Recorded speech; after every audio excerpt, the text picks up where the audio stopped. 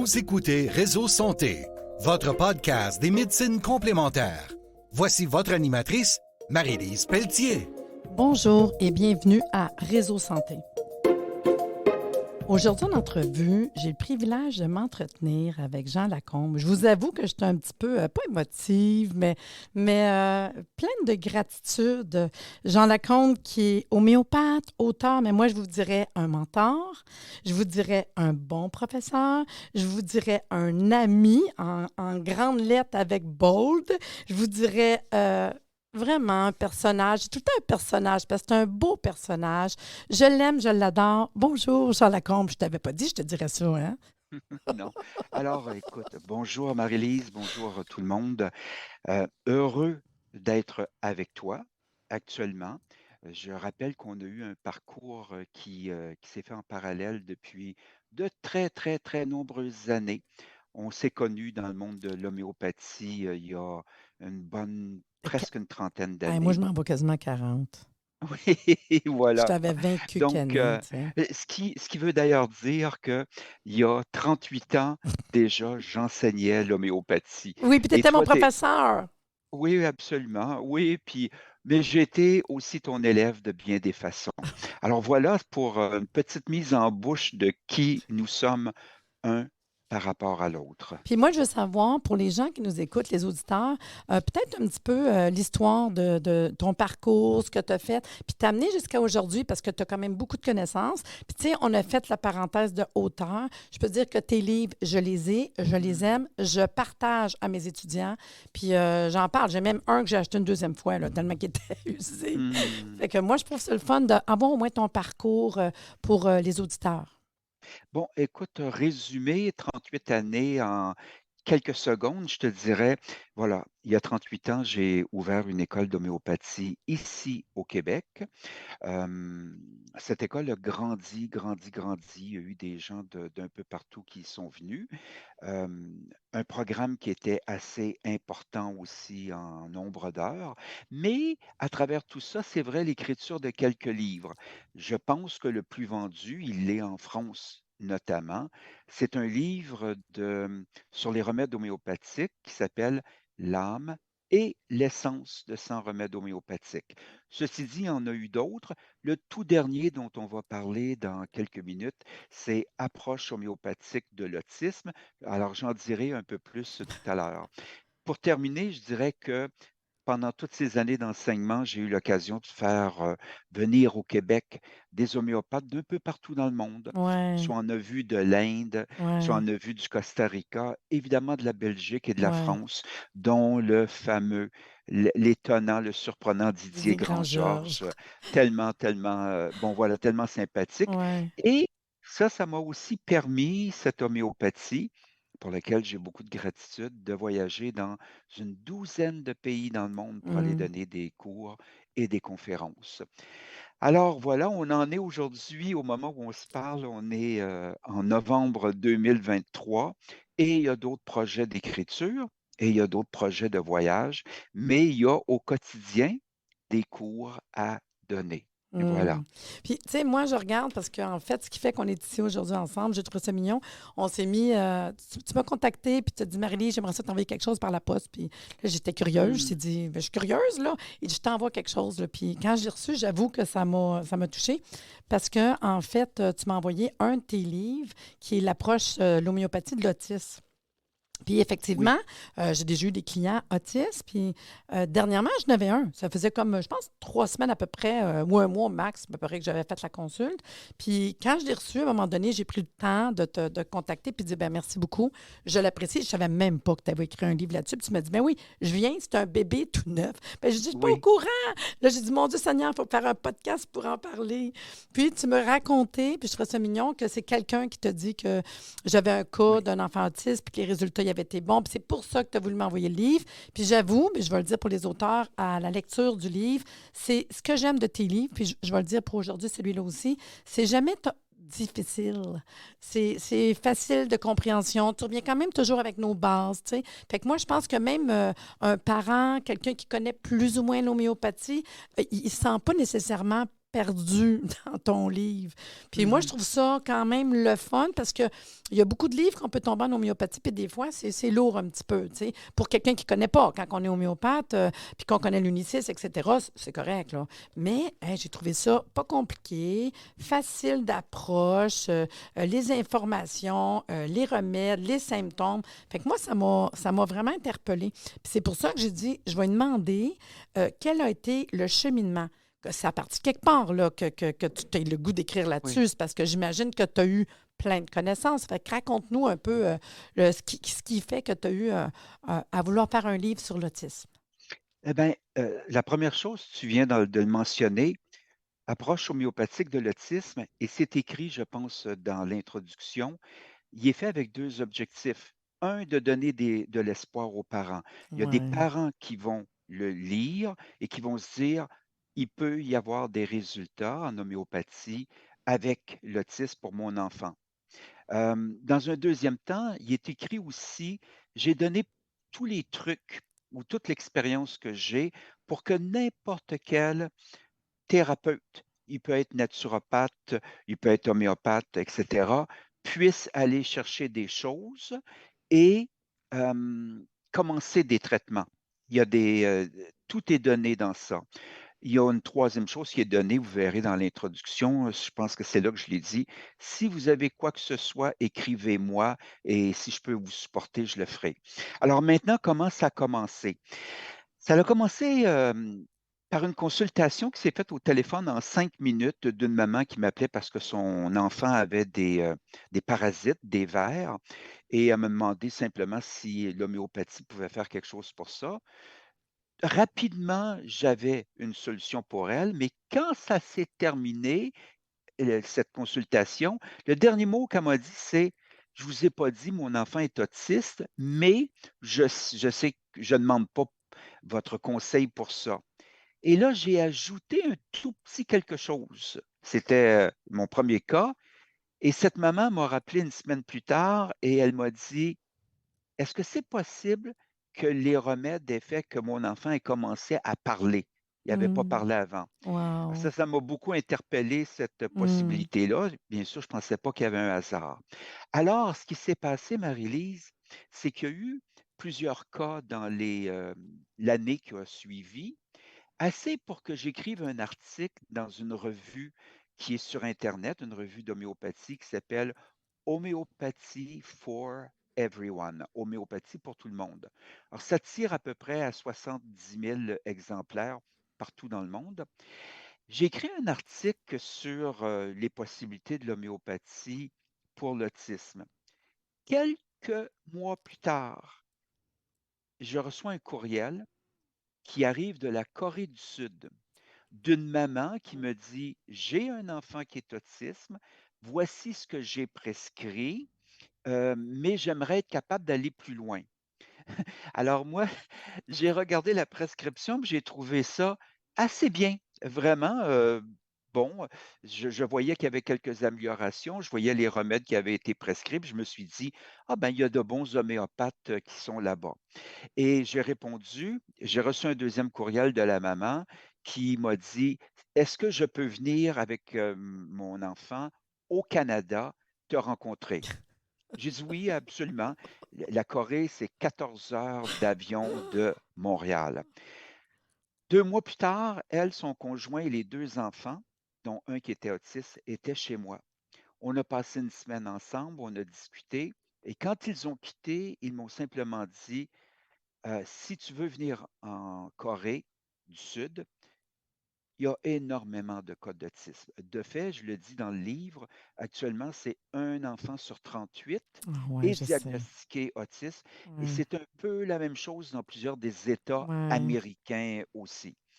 Alors, il y a eu une première rencontre qui s'est faite là-bas, où j'ai donné des cours, mais j'ai reçu une quarantaine de mamans avec leurs enfants.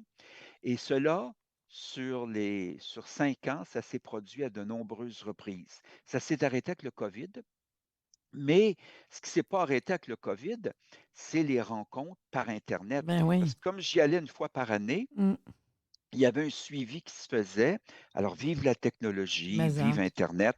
Et 3 fois par année, je rencontrais les mamans sur Internet et je voyais ce que les prescriptions avaient amené, Hmm. les résultats. Alors, en 2 mots maintenant, pour plonger directement dans le livre, ce que j'ai appris, parce que ça a été une expérience qui s'est développée de mois en mois, j'ai jamais arrêté d'apprendre. Ce que j'ai appris et ce dont le livre parle. D'abord, le livre identifie quelque part au chapitre 5, 6 ou 7, je ne me souviens pas, une quarantaine de symptômes qui revenaient sans arrêt chez Hmm. ces enfants-là. Bon, ben, des troubles du langage, des gros retards du langage, ou parfois l'enfant qui ne parle pas du tout, des problèmes de communication, de sociabilité, des problèmes de comportement, l'hyperactivité parfois, ou le contraire, des fois des enfants qui sont complètement seuls et puis qui ne sortent pas de leur bulle du tout. Bon, tout ça.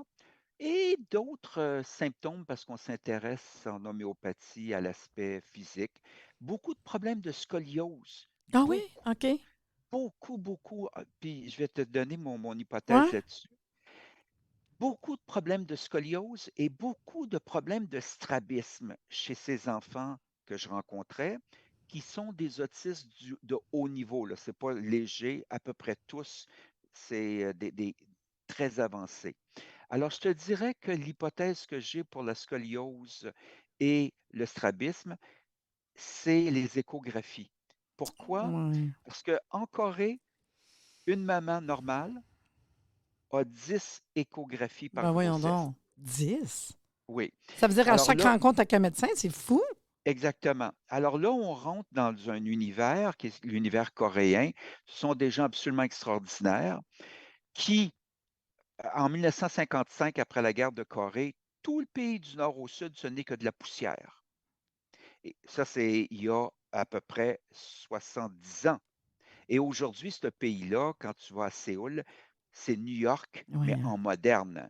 Ouais. C'est Hyundai, c'est Kia, c'est Samsung. Alors, tu vois que ces gens, quand ils ont mis leurs pantalons, ils ont commencé à travailler. Ceci dit, ils écoutent les ordres, les gouvernements Ouais, ben oui. et les autorités médicales. Hmm. Bon, alors, je termine cette petite introduction. Il y a eu donc toute cette histoire sur les symptômes. L'hypothèse que j'ai mis de l'avant dans le livre, c'est que beaucoup, beaucoup, beaucoup de ces enfants-là ont un besoin avant tout, c'est celui de la désintoxication des vaccins. Hmm. Pourquoi? D'abord parce que les enfants coréens, c'est commun dans d'autres pays aussi, sont énormément vaccinés. Hmm. Dans un deuxième temps, il y a un certain nombre de parents qui sont capables d'identifier que mon enfant est entré dans une bulle où son comportement a changé après Tel tel vaccin. ou tel Ah, vaccin. OK. Donc, il y a ces deux éléments-là qui... Et je te confie, j'aurai l'occasion de te parler de ça, puis c'est un peu dans le livre d'ailleurs. J'ai suivi des cours à un moment donné à distance avec un homéopathe australien que je ne connaissais pas, qui s'appelle le docteur Isaac Gold. C'est un homéopathe. Je me suis retrouvé sur Internet donc à prendre des cours et j'ai été renversé. D'abord par la bonté de l'homme, parce que j'en ressentais, la beauté, la gentillesse, mais il y avait aussi cette piste-là, lui, homéopathe uniciste, tu aurais tout compris, là, mais d'une façon, et tu aurais été nourri par le fait que, à quel point ce que tu connais ressemble à ce dont il parle. Sauf que, dans tout cet enseignement-là, et c'est dans le livre, il m'a expliqué comment deux remèdes homéopathiques, ROR, Hmm. donc ça, c'est le L'ISO remède du homéopathique rougeole, oreillon, Oreillon puis rubéole. rubéole, Ah non, je sais. et le deuxième remède homéopathique qui est fait à partir d'un vaccin, c'est DTP, Hmm. diphtérie, tétanos, Tétanos. Ouais. poliomyélite. Bon, Ouais. ce que cet homéopathe-là a fait, c'est qu'il donnait les symptômes symptômes associés. Et quand j'ai inclus ça finalement, après quelques années, dans mon module de prescription, là, j'ai vu des transfigurations, des transformations très, très importantes. D'ailleurs, juste pour toi, là, puis pour les quelques homéopathes qui Non, non, nous juste pour écoutent, moi, juste pour moi. juste pour toi. Alors, on ferme les micros. Après que j'ai commencé ça, donc grâce à Isaac Gold, un an après, j'achète un répertoire qui est le répertoire de Murphy, Ouais. la quatrième édition, et Murphy venait d'ajouter dans Autisme Ouais. ces deux remèdes-là, qui n'étaient pas dans Pour la troisième vrai. édition, mais Oh qui my étaient dans la God. quatrième. Ce qui m'amène finalement à dire à tous nos auditeurs que on vient de parler de deux choses, puis on va en rajouter une troisième. La première chose, on a dit 40 symptômes, dont je fais des commentaires sur les 40 symptômes les plus fréquents. On vient de parler de l'importance possible Mm. des effets secondaires de la vaccination. Ouais. La troisième chose qu'il y a dans le livre, c'est que je parle de 20 remèdes homéopathiques qui ont été pour moi des champions au niveau des résultats. Alors, les deux dont je viens de parler, puis sans nommer tous les autres, on parlait hors d'onde tout à l'heure de Médorinum, puis Pédorinum, de Nux calcarea, vomica, de silcéa. Bon, Calcaria voilà, carbe. Ouais, ouais, moi j'en ai vu. exactement. Donc, je passe ces remèdes en revue dans le livre et je passe des commentaires pour dire dans quelles circonstances je les ai utilisés et ce qui m'a aidé. Je terminerai cette présentation-là, puis je te laisserai poser des questions. Il y a eu, quand il y a des expériences comme ces voyages qui se font en Corée, il y a toutes sortes de contraintes qui viennent aussi. Une des contraintes là-bas, c'est les enfants que je vois, je ne les verrai pas toutes les semaines. Non. Je retourne au Canada dans 3 semaines et là, il y aura des Zooms, mais il n'y aura pas des Zooms à toutes les semaines. Mm. Donc, qu'est-ce que je fais? Alors, résultat de cette question, c'est je vais les rencontrer 3 fois par année par Internet. Ce qui veut dire que je vais avoir à faire une prescription qui dure à peu près 3 mois, 3 mois et demi. Et qu'est-ce que je vais prescrire pendant 3 mois et 3 mois et demi qui va faire en sorte un seul remède? Non, je vais en prescrire plus qu'un. Et Mm. là, c'est dans le livre aussi, puis je le partage avec tous les homéopathes. En plus d'apprendre sur certains remèdes, ce qui a été une magie en ce qui me concerne, c'est d'être capable d'avoir cette technique de prescription qui disait le premier mois, en fait, les 3 premières semaines du premier mois, prenez tel remède, puis une semaine de repos, mais une semaine pour observer ce que ce remède aura Mm. fait. Ouais. Le deuxième mois, on arrive avec un deuxième remède qui, dans la répertorisation, souvent était juste à côté ou un complémentaire. Et la dernière semaine de ce deuxième mois, on ne fait rien, on observe ce qui Mm. se passe avec le deuxième remède. Et le troisième mois, on recommence avec un troisième remède, parfois c'était ça, puis on observe. Ensuite, on se contacte. Le résultat de ce type de prescription, ça a été très, très, très souvent que les 3 remèdes fonctionnaient. Il arrivait aussi parfois, plutôt rarement, qu'un remède fonctionne moins bien. Eh bien, celui-là, on l'éliminait pour la prochaine prescription. Mais si le remède A fonctionne magnifiquement bien, puis le remède B fonctionne bien, la prochaine prescription est simplifiée. Tu sais que tu vas revenir avec A, tu sais que tu vas revenir avec B, et ce que tu apprends avec le temps, c'est que fort probablement, tu vas revenir avec des dilutions plus élevées. Ouais, c'est ça que j'allais demander. Parce qu'à un moment donné, j'imagine que tu as des illusions qui sont plus élevées parce qu'on est beaucoup dans les émotions, le psychique. Oui, on est beaucoup dans des symptômes qui sont très, très intenses. Mm. Pour que qui que ce soit ait des réactions très, très intenses, je pense que ça illustre que la personne a beaucoup, beaucoup d'énergie et c'est pour ça qu'elle a des crises Mm. de panique, des crises d'anxiété, des crises à se taper dans le visage ou se taper la tête sur les murs. Si cette personne-là a des réactions extrêmement intenses, il faut trouver le remède de ces réactions et le donner fort probablement en haute énergie pour contrer les hautes énergies de la maladie. Mm. Et d'ailleurs, c'est une des choses qui vient dans le livre, c'est que à la longue, j'ai compris que les dilutions de 10 000, de 50 000, quand elles sont justifiées, puis ça s'apprend, hein, c'est pas, Ouais. y a rien il y a rien de mystérieux dans ce livre-là. Il y a eu 800 consultations depuis 10 ans. J'ai appris d'année en année et je vais continuer à apprendre, mais je pense que pour la grosse, grosse majorité des enfants autistes, ceux que tu as rencontrés, dont tu as vu que les réactions sont extrêmement vives, en Mhm. fait, c'est des enfants qui vibrent souvent extrêmement fort. Mm. Si tu trouves le bon remède, puis là, je viens de donner une technique où tu en utilises trois, par exemple, tu peux petit à petit vraiment t'en aller dans les hautes, hautes dilutions pour voir des résultats. Mm. Alors, voilà, c'est un petit peu, c'est ça, approche homéopathique de l'autisme. À ce stade-ci, c'est un petit peu, je pense, il y a un cas aussi, un cas qui est bien expliqué dans le livre pour illustrer ça moins théoriquement puis plus pratiquement, d'un enfant qui va, d'un petit Coréen qui demeure maintenant en Californie. Il y a une grosse, grosse communauté coréenne en Californie. Et j'ai aussi, à la longue, développé des gens, des consultations qui sont là. Mais ce petit enfant-là, son cas est expliqué et on voit de prescription en prescription sur 2 ans ce que tu as vu, toi, en faisant tes consultations, comment il y a des parents qui sont vraiment Mm. étonnés, Ouais. enchantés de ce que l'homéopathie peut faire. Non, c'est bon, hein? Puis tu sais, c'est le fun parce que des fois, on se sent en fait désemparé. Puis ça me fait penser à... Tout le long que tu me parlais, là, ça me rappelait un peu les techniques Helmiger. Parce que la Oui. technique Helmiger, c'est justement faire les thérapies séquentielles qu'ils appellent, de venir nettoyer les vaccins. Parce que souvent, ça peut être juste ça.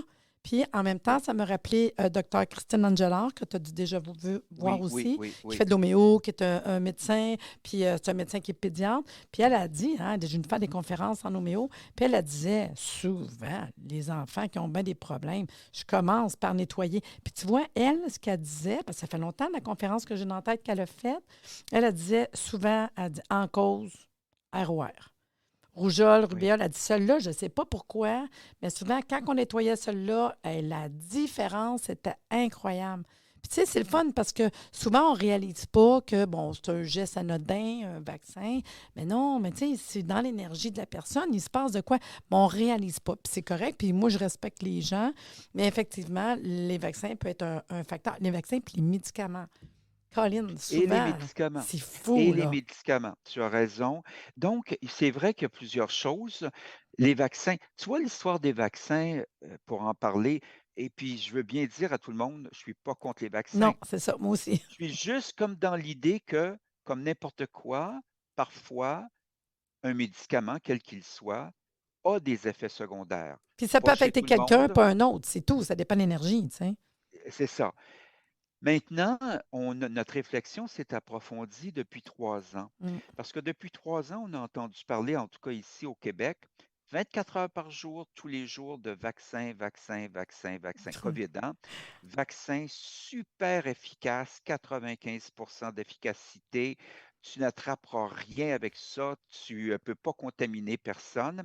Et finalement, quand on regarde tout ça, il y a 2 vaccins qui très rapidement, après 2 ou 3 mois, sont disparus, donc des prescriptions parce que les effets secondaires étaient trop nombreux. Mm. On s'est aperçu que le 95 n'était pas vraiment ça. On s'est Mm. aperçu qu'on pouvait aussi contaminer quand on avait été vacciné, qu'on pouvait être malade.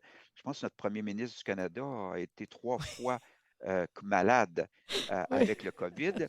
Le président des États-Unis, Biden, a été 5 fois malade avec le COVID, des gens vaccinés. Bon, le point, en dehors de cette anecdote, c'est finalement un peu tout le monde, sa planète occidentale, en tout cas, s'est aperçu que la fameuse science, on Mm. a-tu entendu parler, puis les vaccins, puis etc., il peut y avoir des erreurs à travers ça. Mm. Et dans le cas de l'autisme, il n'y a pas juste les vaccins, Oui, c'est un facteur qui est souvent important. c'est ça. Les émotions, Ouais.